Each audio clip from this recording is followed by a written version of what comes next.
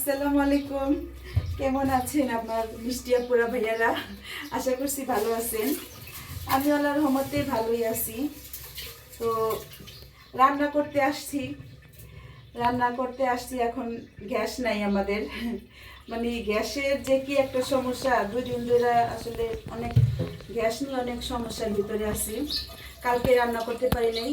তো লাইনের গ্যাস তো থাকেই না, রাখতে আসে, রাখতে তো একটু মিটু করে রাখি, যেহেতু আমি ব্লগ ভিডিও বানাই, রান্নার ভিডিও করি, বেশিরভাগই তো রান্নাই দেখাই। এখন যদি আমি রাত্রে সব রান্না করে রাখি তাহলে তো আমার পরের দিন কোনো ভিডিও থাকে না। তাই আমি রাত্রে হালকা পাতলা কিছু করে রাখি, আর পরের দিন তো আমি রান্না করি সিলিন্ডার গ্যাসে। এখন 2 দিন ধরে আমার কোনো সিলিন্ডার গ্যাস নেই, কালকেও রান্নার ভিডিও দিতে পারি নাই। কালকে আপনারা ভিডিও পাইছেন, সেটা তার আগে করা ছিল আলুর দমের ভিডিও। কালে কোনো ভিডিও আমি রান্না বান্না দিয়ে পারি নাই। তো আজকে একই অবস্থা, মানে কয়টা বেজে গেল, একটার বেশি বেজে গেল, কিন্তু গ্যাস পাওয়া যাইতেছে না। তো তাই বললাম যে অনেক গ্যাস নিয়ে অনেক সমস্যায় আছি। এদিক দিয়ে দেখেন কত বাজার আনা হয়েছে, মানে শুভ বেড়াত, তো ওইগুলোকে তো বাজার করতেই হয়। এখন রান্না বাড়ার অনেক কঠিন অবস্থার ভিতরে আছি। তো আজকে কিভাবে কি রান্না করব সেটাই চিন্তা করতেছি। কালকে তো সারাদিন রান্না করছি, আমার যে রাইস কুকার আছে ওটার ভিতরেই যা পারছি রান্না করছি। এখন আজকে ওইভাবে রান্না করব। তো এটার জন্য আসলে ভিডিও দেওয়া পারতেছি না তেমন, রান্না বাড়া তো করতে অনেক অসুবিধা হইতেছে। আর চলেন আমি আগে ভাতটা বসে আসি। আমার এখানে আবার রাইস কুকারটা যে রাখুন জায়গা নেই, এখানে আমার ওভেন, তো এটাও অনেক কাজে লাগে। কালকে রাত্রে লাইনের গ্যাসে অনেক রাত্রে চা পাকাই রাখছি, একদম অনেক রাত্রে। তো চা পাকাইয়া ফ্লাক্সে ভরে রাখছি। তো ফ্লাক্সের চা আবার এত পর্যন্ত থাকেও না, তাই আবার ওভেনে দিয়ে আমরা আবার চা গরম করে খাইছি। মানে কোন অবস্থার ভিতরে আছি। তো আমি আগে ভাতটাও রাইস কুকারে দিয়ে আসি, এখানে রাইস কুকার বসাইছি টেবিলে। আমার এখানে আর কি জায়গা আছে, তো ব্লেন্ডার বা যে রাইস কুকারে রান্না করলে এখানেই রান্না করি বেশিরভাগ। দেখেন, আর মানে কি বলে, আমার নিচতলা ঘর তো অন্ধকার থাকে, লাইট ছাড়া আসলে অন্ধকার থাকে প্রচুর। তা আমি এখানে যে গরম পানি দেওয়া গেছি, এখন ভাতটাকে বসাই বিসমিল্লাহর নাম নিয়ে। বিসমিল্লাহ। কালকে এটাতে ডাল রান্না করছি, ডাল বাগা দিতে অনেক কষ্ট হয়, তারপরও চলতেছে। আসলে এটা আছে দেখা ভালোই রান্না করা তো পারতেছি, খাওয়া তো হইতাছে। আজকেও পাওয়া যাবে না সিলিন্ডার গ্যাস, পাইতে পেতে কালকে। এখন মানে সৌবেড়াতে বাজার আসছে, একটু কিছু রান্না করতে হয়, কিভাবে রান্না করবে এটাই বুঝতে পারতেছি না। ভাতটা বসাইয়া তারপরে দেখাচ্ছি কি কি বাজার আসলো, কি কি বাজার আনা হলো। এটা তো মুরগি, এবারটা মুরগিটা হলো কি বলে কাইটা আনা হয়েছে। তারপরে এটা তো একটা মাছের বাজার। তো আমার তো এমন মাসের যে একটা বাজার আমরা করি ওইটাও শেষ, সাথে হলো শুভ বরাতের। তো শুভ বরাতের উপলক্ষে তো তেমন কিছু না, কিন্তু এমনি যে আমার লাগে প্রতিদিনের বাজার যে আমরা খাই মাছ মাংস, সেটাই আর কি মেন। তো ইলিশ মাছ আনছে এখানে, আর দেখেন ছোট ইলিশ মাছ, এটা এখন খাইতে হইতেছে আমাদের। এখানে ইলিশ মাছ আছে, তারপরে এটা আছে গুলশা মাছ, মানে ট্যাংরা বা গুলশা, যেটা আমি ঢাইলে ঢাইলে দেখাবো আপনাদের। আর এখানে আচ্ছা বড় বড় চিংড়ি মাছ, মাছগুলো তো অনেক সুন্দর। এটা গেল মাছ মাংসের বাজার। এখানে ডিম আছে, তবে আগে ডিমটা দিয়ে সরাই রাখি। আমি যে ডিমগুলো ভালো করে পরিষ্কার করে দিচ্ছি, আমি ডিম পরিষ্কার করে তারপরে বাকি কাজকামগুলো করতেছি। তো আমি এভাবে সবসময় ডিম পরিষ্কার করে রাখি, ডিমও অনেক ময়লা থাকে। পরিষ্কার করব, তারপরে শুকাবো, তারপর আমি ফ্রিজে রাখবো। আমি এখন সব তরকারিগুলো নামাচ্ছি, কি কি আনছে একটু দেখার জন্য। আর দেখেন আমি যে ডিমটা এখানে ধুয়ে পানি ঝরাইতেছি। এটা যখন পানিটা একদম শুকাই যাব ডিমেতে, তারপর আমি ফ্রিজে রেখে দিব। তারপর এখন তরকারি দেখাচ্ছি। উফ দেখেন, জিভে দেখে পানি করছে। এটা হলো তেঁতুল আনছে, তো আমি তো তেঁতুল খাই, তেঁতুলের ভর্তা বানায় খাই বা তেঁতুলের আচার দিব এবার। তেঁতুলের সাথে এটা কি আনছে দেখি, এটা হলো জর্দা কালার রং আনছে। আচ্ছা ঠিক আছে, পরে দেখতেছি। তেঁতুলের আচার দেই, শেয়ার করব। আমি তো তেঁতুলের কদিন আগে কাঁচা তেঁতুলের বানিয়েছিলাম ললিপপ, সেটা শেষ, মনে করেন বানাতে বানাতে শেষ হয়ে গেছে, তাই আবার আচার দিতে হবে। এবার কাঁচাটা দিব না, পাকা তেঁতুল দিয়ে দিব। আর দেখেন এখানে এখানে তো আমরা বলি কি বলে মটরশুঁটি, এটা আনছে আর গাজর আনছে। তো দেখি গাজরের হালুয়া তো বানাবো সুবাইতে উপলক্ষে। এখন পারবো নাকি সেটা আমি জানি না, আমি তো বানাই প্রতি বছরই। তো সেটাকে আর কি দেখাবো, এই তো সব কাঁচা বাজার নিচে রেখে দিই। এখন দেখি মুদি আইটেম।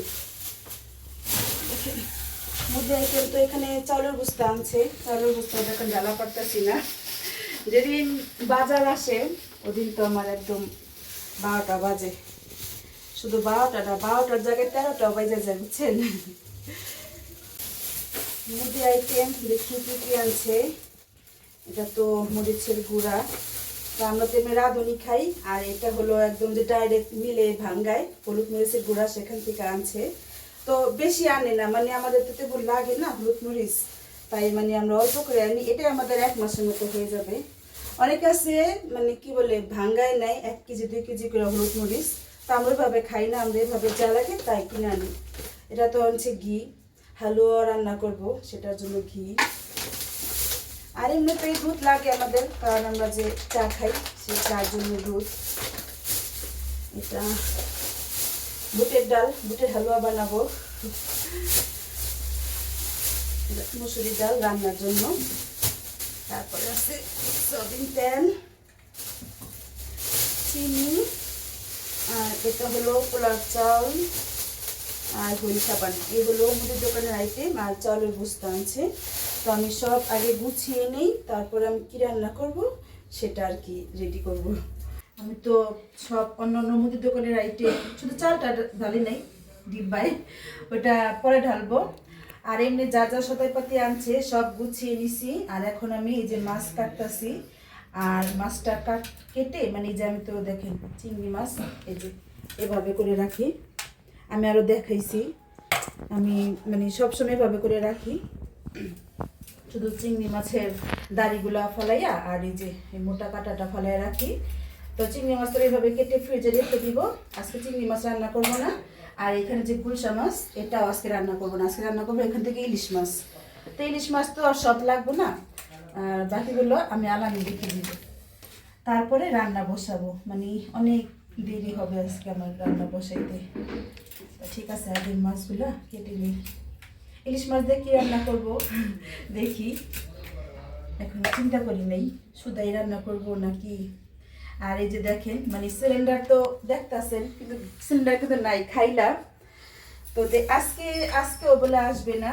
আমরা যে দোকান থেকে আনি সবসময় সিলিন্ডার গ্যাস, হ্যাঁ, তো কালকে বলে আনবে, তো দেখি কালকে আনলে। আর আমি তো এখন বর্তমানে রাইস কুকারে রান্না করব। ভাত রান্না হয়ে গেছে, আর এমনি তো ইলিশ মাছ রান্না করব। আমার তো সব মাছ এগুলো কাটা হয়ে গেছে, আমি যা মানে লাগবো সেটা নামাইয়া বাকিটুকু সব ফ্রিজে রেখে দিছি। এখন আমি বললাম না আজকে রান্না করব রাইস কুকারে। তো এই দেখেন ভাত তো হয়েছে। আর এই যে এখান দিয়ে আমার ছোট ছেলে আসলো, পরে ওকে একটা ডিম পোস্ট করে দিছি। ডিমটা তো এখানে পোস্ট করা যায় না, ডিমটা দাদির ঘর থেকে নিয়ে আসছি পোস্ট করে। আর ডাল ছিল, ভাজি ছিল, সেটা দিয়ে আমার ছোট ছেলে ভাত খেয়ে গেছে স্কুল থেকে টিফিনে। এখন বড় ছেলে আসছে, তো এই ডিম পোস্ট খাইব না, ওর এই যে মাছ ভেজে দিব। আর দেখি এটাতে মাছ আমি কখনো ভাজি নাই, তো আজকে তো ওই মাছ ভাইজা সবজি দিয়ে রান্না করবো, দেখি কতটুকু পারি। মাহির এখানে নিয়ে আসো। এই যে দেখেন তেলটা গরম হয়েছে, কিন্তু মানে এই যে আমি এটা দিয়ে ভাত দেওয়া রাখছিলাম, এটা আসলে কি ভাত জিনিস দেওয়া যায় কম, ভাত যেটা হালকা দেওয়া যায় না। যেটা তেলটা গরম হয়েছে, এটার পরে আমি এটার পরে কিছু দিয়া ভাত দিয়া রাখুন, তাহলে আবার কারেন্টটা আবার আইব, বুঝছো। এখন কিন্তু আগে যে তেলটা গরম হয়েছে না, ওটার গরমের তেলটা একটু মানে গরম হয়েছে মোটামুটি, দেখা যেতেছে। আর দেখো মাছ দেখাই যেতেছে না, মানে এটা বড় দেখা। তো এখন এটা আমি উপরে ভাত দিয়া রাখি, বুঝছেন, ভাত দিলাম, হইতাছে না তো আল্লাহ জানি মাছ ভাজ হইবই। এটা লোক ভার জিনিস লাগে, দেখেন বারবার শুধু অফ হয়ে গেছে, তাহলে ওনার মাছ ভাজ হইব না, না দেখি তাহলে মাছটা পরিষ্কার করে ভাজা যায়, বা এটা যে যতটুকু গরম হয়েছে এই গরমে কটুক ভাজা হয়, অত কড়া ভাজা হইব না। আমি কিভাবে মাছটা ভাজতেছি, এটা তো হালকা ওজন নেয় না, বালা প্রচুর গরম, আর দেখেন কেমন ধোয়া বেড়াইতেছে, মানে বালাই হইতেছে, সুন্দর মাছ ভাজাটা ভালোই হইতেছে। এখন আমি একটু এটা উঠাইয়া দেখি কি অবস্থা।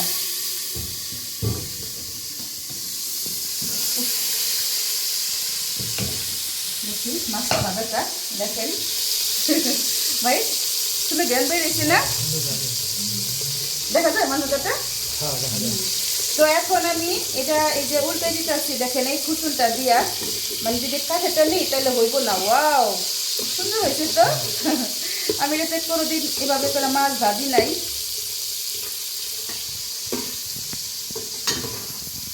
এদিক গুলা খারাপ, এদিক গুলো কালার গুলা কি আছে ভাই, সুন্দর মাছ ভাজা ভাত দিয়া পারুন। আমি তো বুঝাই পারি নাই যে এটা সুন্দর একটা যে লাল হইব। আর একটা মাছ বাজার কি সুন্দর ভ্যান বেরিয়েছে না, দেখি যে মাছটি মোটাই দিচ্ছি। এই তো আমার তো মাছ ভাজা শেষ হলো, চলে মোটামুটি ভালোই হয়েছে। তো আমি তো ছেলেকে ভাত দিয়ে দিলাম, ভাজা মাছ, আর এই যে কালকে ভাজি করছি, এই ভাজিটাও কালকে আমি রাইস কুকারে করছিলাম আর কি রাত্রে। এটা ডালটাও করছি রাইস কুকারে, মানে 2 দিন ধরে সবই আমি এই রাইস কুকারে রান্না করতেছি। ঠিক আছে, তো তোমার কিছু লাগে তুমি ওখানে নিয়ে নিও না, আমি এখানে এই যে মশলা কষানোর জন্য বসাই দিছি। সবজি দিয়ে যে মাছ রান্না করবো, সবজি এখনো কাটা হয় নাই, তো এখানে আমি বসাইছি মাত্র। এখন রান্নাঘর থেকে সবজি সব কেটে নিয়ে আসি, আর ছেলেকে ভাত দিলাম। আর ছোটো ছিল তো বললামই, তখন তো মাছ ভাজা হয় নাই, তখন ডিম পোস্ট করে ছোটো ছেলেকে ভাত দিয়ে দিছি।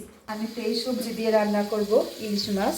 এখানে ফুলকপি নিছি, সিম নিছি, আর এই যে আলু আছে। তো সবজি আমার কাটা ধোয়া শেষ। আর দেখেন এখানে যে মশলা কষানো বসেছি, সুন্দর কষানো হয়ে গেছে। আমি এখন এই সবজিটা দিয়ে আবার একটু কষিয়ে নিচ্ছি।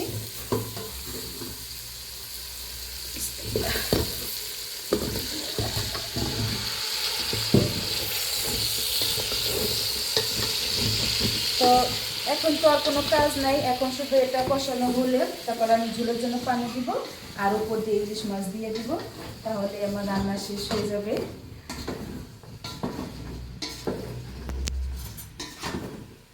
যদি রাইস কুকারটা না থাকতো তাহলে রান্না আসলে অনেক কষ্টই হইতো, তাহলে লাঠি চুলা জ্বালানো লাগতো। লাঠি চুলা ছাদে আছে আমাদের, আমার বড় ভাবি মাঝে মধ্যে রান্না করে, কিন্তু আমার তো নিচতলা, আমার যাইতে অনেক অসুবিধা, একদম 3 তলা ছাদ। আর বড় ভাবিরা 2 তলায় থাকে, হেরা তো রান্না করতে পারে।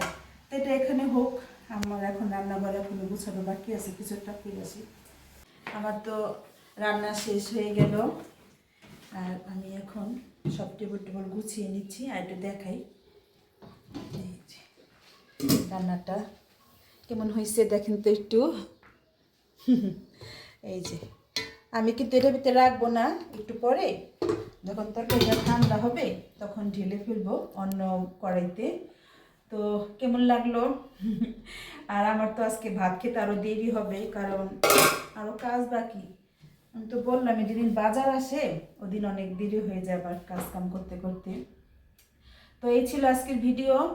আর রান্না করলাম, অতটা কিন্তু কষ্ট লাগে নাই, মানে গ্যাস যে নাই তাও টুকটাক করে রান্না করতে পারতেছি, এটা আছে দেখা তো ভালোই লাগলো। মানে সব কিছু রান্না করা যায় না, মানে হালকা হালকা জিনিস দেওয়া যায় না, মাছ ভাজা যায় না, ডিম ভাজা যায় না, তা অনেক কষ্ট করে রান্না করা শেষ হলো। তো আমি কি সন্ধ্যাবেলা চা রান্না করব, এটাতে রান্না করব। আজকে শেয়ার করলাম আপনাদের সাথে আমার যে গ্যাস নাই, সিলিন্ডার গ্যাসও নাই, লাইনের গ্যাসও নাই। তারপর আমি কিভাবে রান্না করলাম সেটা আর কি শেয়ার করলাম আপনাদের সাথে। তো আজকে ভিডিওটি কেমন হয়েছে আমাকে কমেন্ট করে জানাবেন। আর আজকে আমি এখানেই বিদায় নিয়ে নেব। সবাই আমাকে একটা প্লিজ লাইক দিবেন, কমেন্ট করেন বা না করেন, লাইকটা আমার খুব কম হয়। তো আজ এই পর্যন্তই। ভালো থাকবেন সবাই, সুস্থ থাকবেন, আমাদের জন্য দোয়া করবেন। আল্লাহ হাফেজ।